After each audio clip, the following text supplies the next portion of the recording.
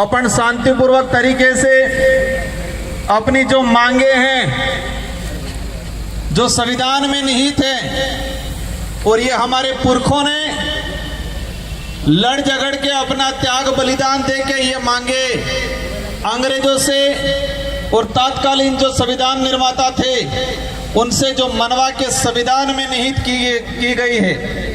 इन महापुरुषों को नमन करना चाहूंगा। आरक्षण महारैली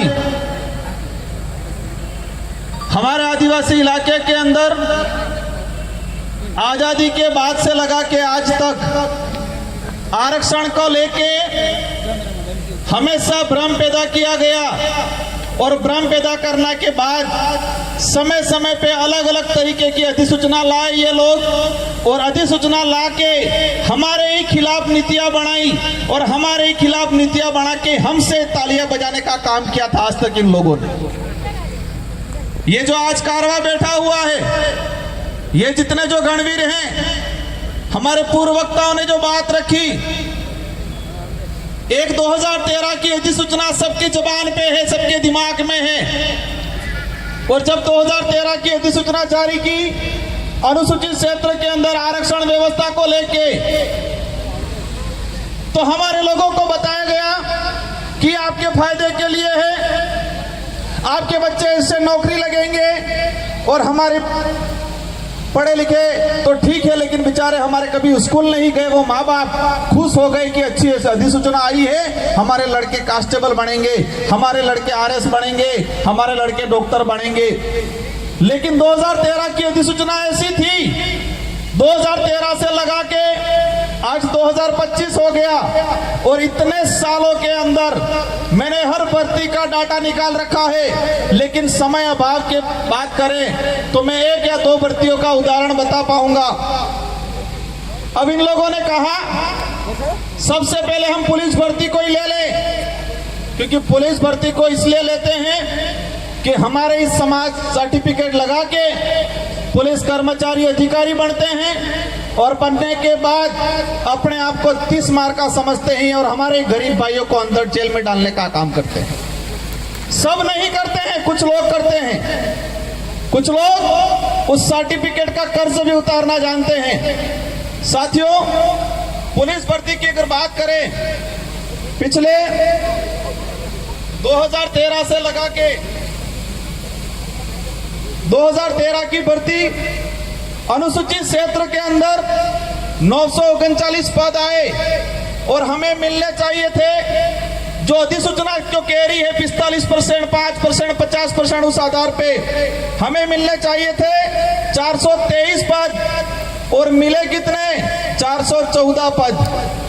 दूसरी ओर इस अधिसूचना में कहा गया कि 50% ऑनर आरक्षित, उसमें किसी भी वर्ग का पात्र अभ्यर्थी उसमें जा सकता है। लेकिन हुआ क्या?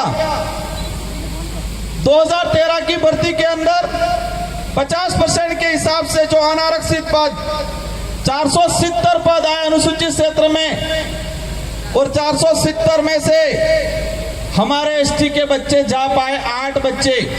और वही जब उनकी पदोन्नति हुई, जो एसटी के और एससी के बच्चे ओपन कैटेगरी में गए थे, एसटी के गए थे 8 और एससी के गए थे 5, लेकिन इनका कांस्टेबल से हेड कांस्टेबल में पदोन्नति हुई। तो जब पदोन्नति हुई तो उनकी पदोन्नति उस सामान्य कोटे से ना होकर एसटी कोटे के अंदर ही की गई। वही कहानी 2016, 2018, और इन तीनों भर्तियों की अगर डाटा की बात करें तो कुल पद आए थे 2312, और 2312 में से हमारे भाई लगे 828, और जो 75% आदिवासी बाहुल्य क्षेत्र है और वहां पर 828, और बाकी जो 50% अनारक्षित की बात करें उसमें 1359 बच्चे दूसरे लगे।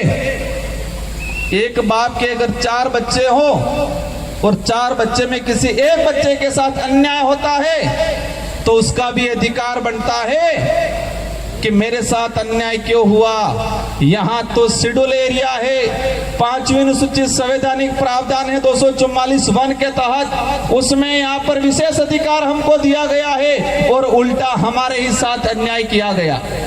इसी तरह वन विभाग की भर्ती हो, पटवारी की भर्ती हो, शिक्षक भर्ती हो, इन सारी भर्तियों का निकाल के मैं डाटा लाया हूं, लेकिन समय अभाव में पूरा नहीं बता पाऊंगा। लेकिन ये बात जरूर बताऊंगा, वो 2013 की अधिसूचना के कारण हमारे आदिवासी भाइयों के लगभग 4 से 5 हजार नुकसान भर्तियां हुई। 4 से 5 हजार हमारे भाई नौकरी लगते। अब समझ लो, इतने भाई नौकरी लगते अलग अलग विभागों में।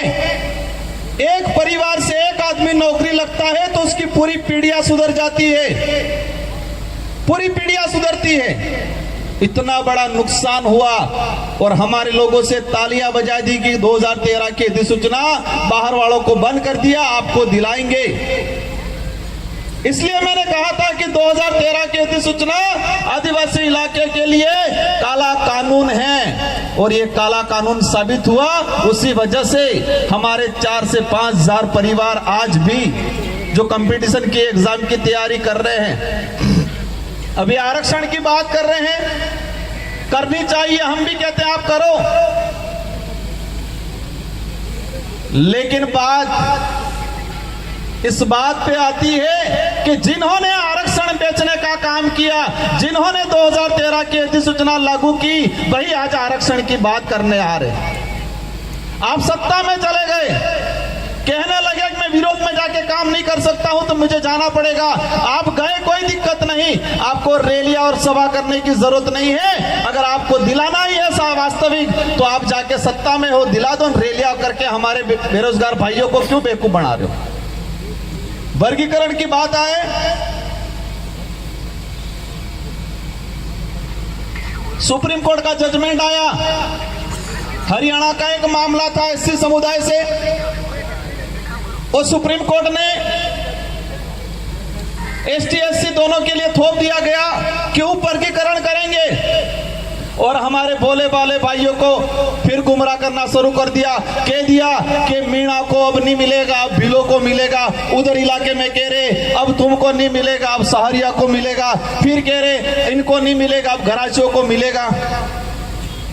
उपवर्गीकरण करना है और उपवर्गीकरण राजस्थान के अंदर है। राजस्थान के अंदर उपवर्गीकरण सहरिया बारा के अंदर एक ही जिले में एसटी को 2 भागों में डिवाइडेशन करके रिजर्वेशन दिया जा रहा है। 25% सहरिया आदिम जाति को और 6% वहां के एरिया आइडेंटिफाई किया है, उसमें भील भी है, उसमें मीणा भी है, उनको 6% दिया जा रहा है। राजस्थान के अंदर एक 12% मिल रहा है। एक सहरिया के अंदर 25% शहरी आदिम जाति को मिल रहा है और 6% उसी इलाके के अंदर रहने वाले अन्य एसटी को मिल रहा है। और हमारे शेड्यूल एरिया के अंदर फिर 100% की बात में करें और वो 100% ही मानो। सद्भावी कौन है? सद्भावी का अर्थ हम हर समाज का, हर वर्ग का मान सम्मान करते हैं, लेकिन कोई हमारा हक खा ले, गरीब का हक खा ले और तब हम चुप नहीं बैठ सकते।